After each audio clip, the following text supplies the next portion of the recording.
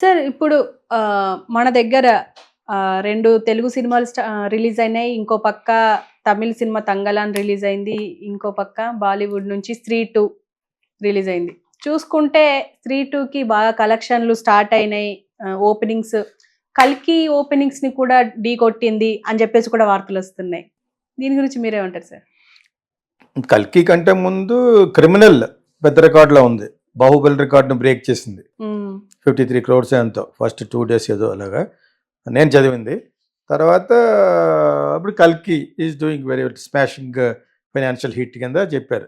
వాళ్ళకి ఎవరైతే రిలీజ్ చేసుకుని కొనుక్కున్నారో వాళ్ళకి. ఇక్కడ ఎంత బిజినెస్ చేసుకున్నారో అది నాకు సరిగ్గా తెలీదు మరి. మొత్తం అంత సొంతంగా రిలీజ్ చేయలేరు. సో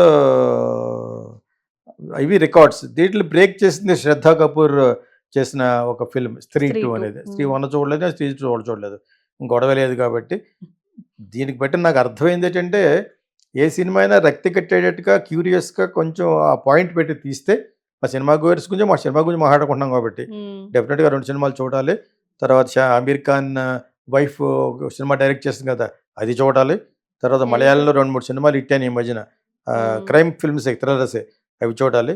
ఒక ఫిల్మ్ అయితే నాకు పెద్ద నచ్చలేదు. బాగుందని రాశారు కానీ బయట అదే ఒకే బిల్డింగ్‌లో జరుగుతూ ఉంటుంది మలయాళం. సడన్‌గా సీఈఓ చచ్చిపోయి ఉంటాడు లోపల. వర్కర్స్ వర్క్ చేస్తూ ఉంటారు లోపల ఎంప్లాయీస్. అది పెద్ద నచ్చలేదు. అదే డీవియేట్ అయిపోయి అదేదో వైరస్ మీద వెళ్ళిపోతున్నాడు పాయింట్. ఇంట్రెస్ట్ పోయింది. సరిగ్గా అక్కడ ఆపేసాను నేను. అదొక ఫిల్మ్ బాగోలేదు.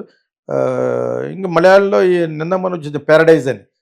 శ్రీలంకలో ఈ ఎకనామికల్ డౌన్ఫాల్ అప్పుడు ఒక ఫిల్మ్ డైరెక్టరు తన భార్య మ్యారేజ్ డే సందర్భంగా శ్రీలంక వెళ్తారు సరదాగా గడపడానికి.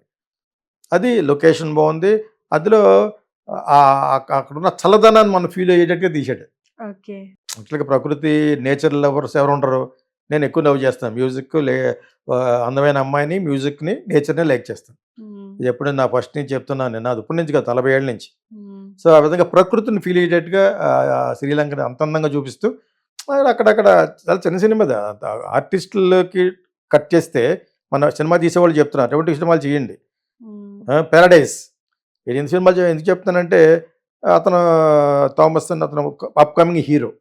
అతను చాలా సినిమాలు చేశాడు. అతనికైనా కొత్త అమ్మాయి ఎవరు నీలాగా ఎవరో ఒక అమ్మాయి ఉంది. వాళ్ళిద్దరే, మిగతా వాళ్ళు ఎవరు తెలియదు. వాళ్ళిద్దరు కూడా తెలియదు, అందులో అతనే తెలుసు.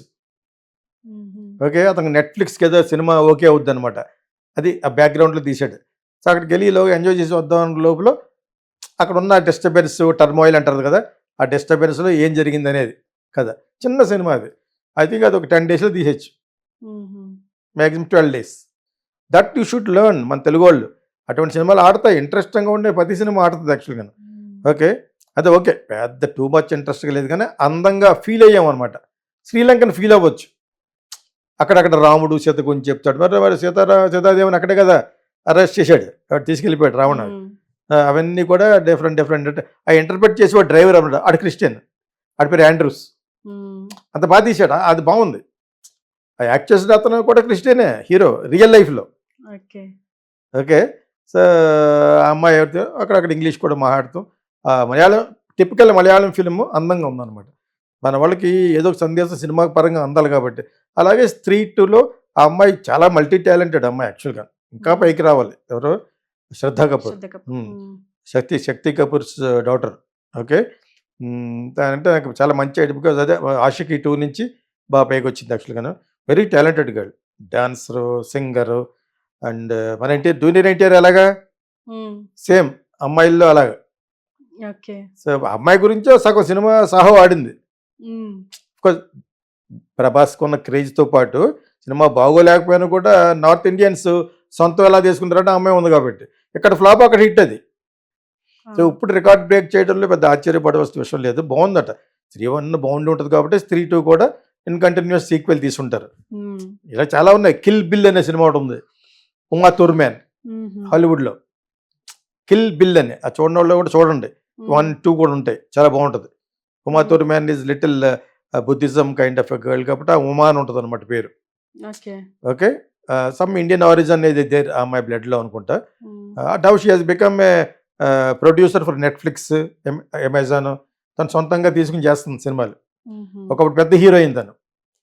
ఇప్పుడు నాకు స్త్రీ వన్ అనగానే అలాగే ఉండి ఉంటుందని బహుశా ఆ సినిమానే తీసుంటారేమో. అది బ్యూటిఫుల్ పెద్ద డైరెక్టర్ అతను. Kill bill 2 తీశారనమాట. ఓకే. సో నేను ఆ ఇన్స్పిరేషన్తో తీసిన సినిమా అని అనుకుంటున్నాను. యాక్చువల్లీ చూడలేదు మరి ఈ సినిమా. అవి చూశాను నేను. ఓకే. అవి చూశాను. కిల్ బిల్ అనగానే ఎల్లో పోస్టర్ గుర్తొస్తుంది. పోస్టర్ కానీ అన్ని అంత గమనించాలి ఈ ఫిల్మ్ మేకర్స్. అప్పుడే నీకు నీ సినిమాని ఎలా ఉండాలని ఊహించుకోగలగాలి. నీ పోస్ట్ ఎలాగ వెళ్తుంది, ఆ ప్రమోషన్ ఎలాగ వెళ్తుంది, ఏం చెప్పాలనుకున్నా, what is the central point, main plot, కథ, ఇతివృత్తం ఏంటి. మేము ఇక్కడ నేర్పుతాం మా ఫిల్మ్ స్కూల్లోను. సరిగ్గా 10 నిమిషాల్లో 15 నిమిషాల్లోగా ఒక జోల్ట్ రావాలని, అది ఉంది ఇందులోను. ఓకే. 17 నిమిషాలు వచ్చినట్టు ఉంది ఇందులో. ఓకే. ఈ మధ్యన చూసిన 4-5 మలయాళం సినిమాల్లో కూడా కరెక్ట్ టైంలో జోల్ట్ వచ్చింది అన్నమాట. అక్కడ ఎదరికొచ్చి చూస్తారు మన వాళ్ళందరికి వచ్చిన టిప్ అనమాట, cinema tip. Otherwise Shraddha Kapoor cinema is crossing all the records అని నేను చదివాను యాక్చువల్గా.